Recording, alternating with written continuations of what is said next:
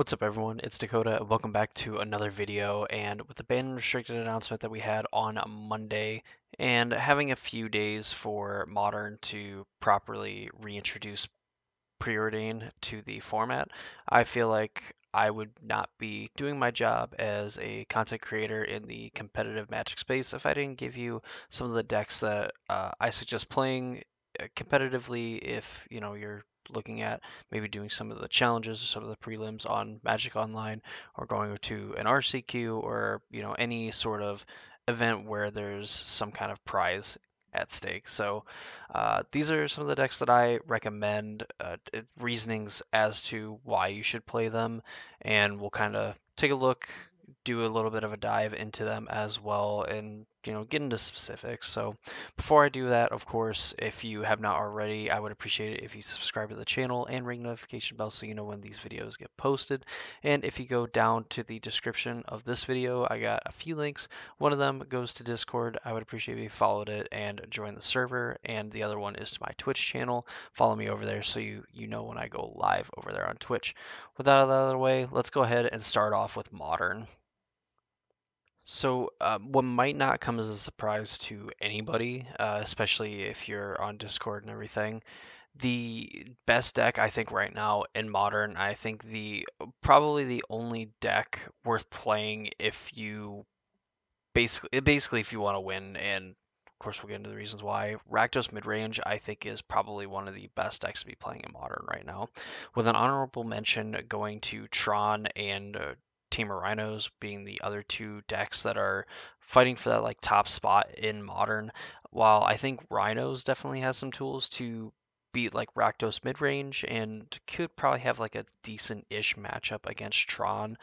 I think Tron kind of edges it out as a deck that's a little bit easier for like newer players to get to. Plus, there's just a lot of times where Tron just gets to do its thing, and it doesn't matter what your opponent does. It just gets to completely run you over. But the reason why Rakdos midrange gets the nod is, for a few reasons. The fact that, of course, what we know it for is grief plus an Undying Malice or a Feigned Death, so that you get to double Thoughtseize your opponent on turn one before they get to do anything, and a chance that they don't really get to do anything. Period. At that point.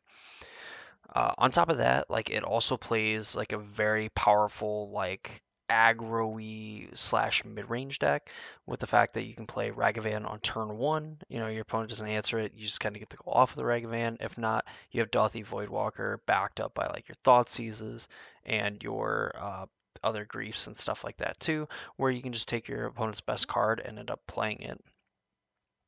An underrated mode, I would say, for the Rakdos deck is actually getting to use cards like Feigned Death and Undying Malice in defensive ways and offensive ways. Just as an example, I had a game where I attacked with an Orcish Bowmaster into a 2-2, and they blocked the 2-2. I got to Undying Malice it. I got to grow the army token, bring back the Bowmaster as a 2-2, and get rid of their 2-2 on the battlefield. Other ways too, I mean, getting to double up on Seasoned Pyromancer triggers where, like, at worst, you upgrade this to a 3-3 and you get to draw two cards, with the potential upside of getting to make tokens if you don't care about the cards that are in your hand, or care about the other cards that are in your hand, or, you know, if you have more than two cards. Whatever way you slice it, getting to make this bigger and get to essentially refill your hand a little bit, especially if you're empty-handed, is pretty good. Uh, and of course, all these other creatures getting to use to cast on a Dauthi Voidwalker and then sacrifice it to cast your opponent's best spell, and then just to get the Voidwalker back immediately. It's all good. Like, just these cards end up being really good and pulling more weight than you would actually think when they're mainly just known for getting a Grief or a Fury into play on turn one. Thoughtseize in a world where people are playing Tron and people are playing Rhinos, and you can just have like a turn one, like you can actually spend mana on it. Like, this is probably the best discard spell that you can play. I mean, even Fury or Grief, excuse me, like 2-for-1s you, and you need a third card to get to keep the Grief around. Granted, for another Thoughtseize, but nothing just really kind of beats and replaces this card. I mean, it's I've sing its praises since, mid 2010s, and even now, like, it's still a great card, still a card that you want to be playing. Hoses the combo decks, definitely just gives you a lot of information to work with and kind of like a way to move forward, and kind of what you want from like these mid-range decks is as much information as possible and how to proceed from there. On top of all that, this list isn't playing it, but I like playing like one Croxa, like splitting it between like a Seasoned Pyromancer. Croxa is definitely a way that you can definitely clean up a game real quick towards the end game. And even with like 20 lands, you can do it pretty easily with like Fable the Mirrorbreaker, making a token with the Goblin Shaman, getting a hit or two in with like Ragavan. You can cast some pretty early Croxas and really put your opponent in a bind. Again, especially since you are playing essentially 8 discard spells in Grief and Thoughtseize to ensure that your Croxa lives after, getting rid of a bunch of ammo from your graveyard and spending 4 mana to bring it back to have it stick around. These Terminates are pretty good in a world where people are playing Murktide in a bunch of different decks, and eventually, your opponent can, get up to enough creatures to block a Grief, especially if you don't like turn one it. So just having some cheap removal like Terminate, Fatal Push to kind of push those things through. The sideboard gets super simple too, where you have like chalices and engineered explosives. So this is to like clean up rhinos, this to clean up like the other Cascade decks. You have some graveyard hate and spellbomb and unlicensed Hearse, Blood Moon just to get people. Like a lot of the time, just getting to play a Blood Moon and your opponents can't play Magic. Kind of like when you grief them on turn one and get to Feign Death it. Shieldred's on top of that, like any of those like grindy matchups, like Shieldred just comes down, and if you're able to protect it, it's just gonna slowly chip away at your opponent's life total and eventually win you the game. So that's kind of like my reason for Rakdos midrange is the fact that it has this plan where it can just completely stop your opponent from playing Magic on turn one right off the jump. And if it doesn't, or even if your 7 card hand, doesn't really do that, but it does function in a way where like maybe you play like Ragavan into Dauthi Voidwalker, or like Ragavan into Orcish Bowmaster, or Voidwalker into some discard spells, maybe like a Terminate, a Fable, whatever. It can play like a very effective mid-range deck. And in Modern right now, the fact that you can kind of pivot and you can fight these combo decks, and you can fight Tron, and you can even fight, maybe some other like random aggro decks and even control decks to pop up, and you kind of have a bunch of tools for everything, and then the sideboard kind of helps you zero in on, those problems you have, taking out cards that you don't need, so on.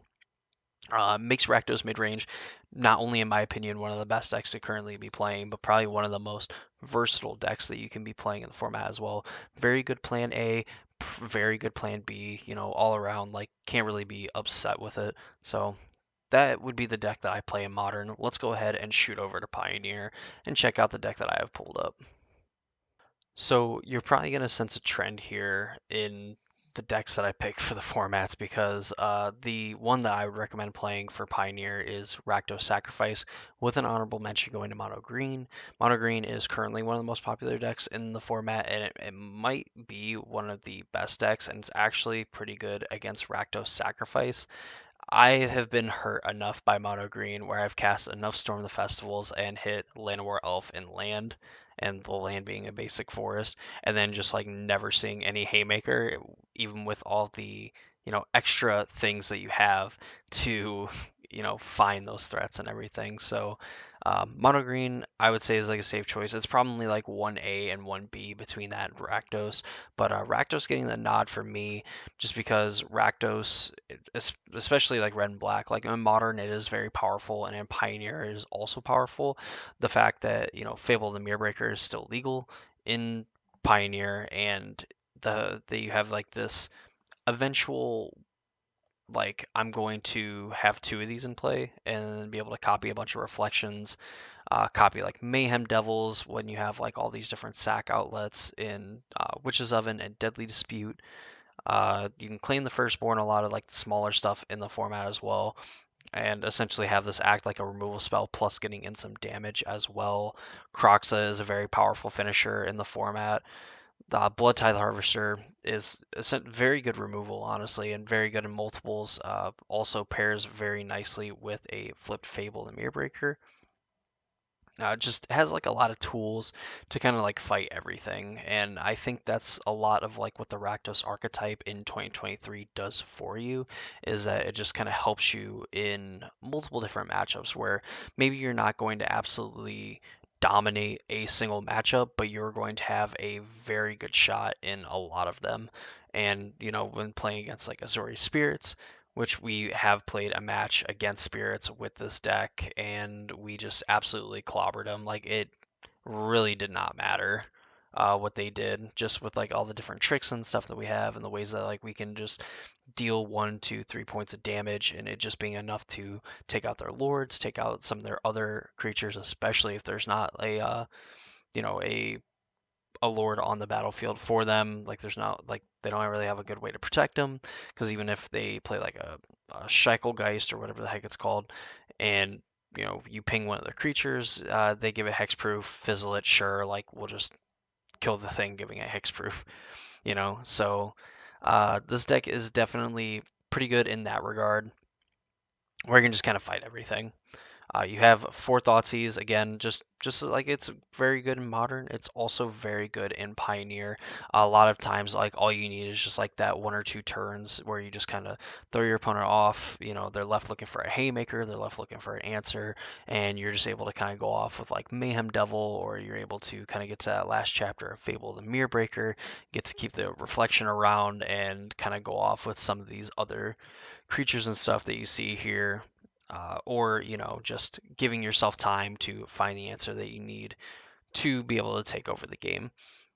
And again, like, Rakdos is very powerful in that respect, to where it is good at buying time if it needs it, but even if it is in like kind of a racing situation, you do have draws and setups to where you can just absolutely run your opponent over and they will not know what hit them. So yeah, that's gonna do it for me in this video. Essentially the Rakdos video. Uh, didn't really plan on it being that way, but the kind of like when I thought about it and I sat down and was just kind of like coming up with like a mock script and everything, it kind of makes sense. Rakdos, especially in Modern and in Pioneer, is very powerful right now. While I think necessarily straight up Rakdos midrange and Pioneer is not that good at the moment, the Rakdos sack deck does kind of get to do some of the same thing. And I mean, you can play some of those other cards and that from, Rakdos midrange in the sacrifice deck, but really, like, with the angle of attack that this Rakdos deck comes from, it is shaping up to be a little bit better than the mid-range version.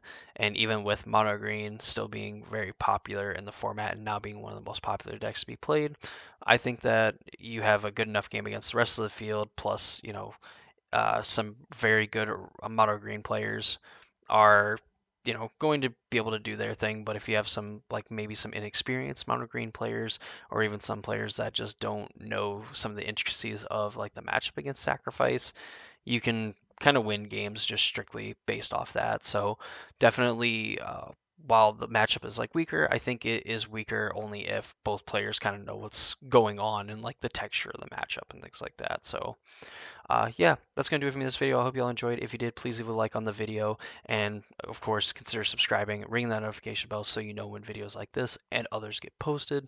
Follow me on Twitch. Go to the Discord server. Both of those links are in the description of this video. That's going to do it for me. Hope you all enjoyed, and hope to see you all in the next one.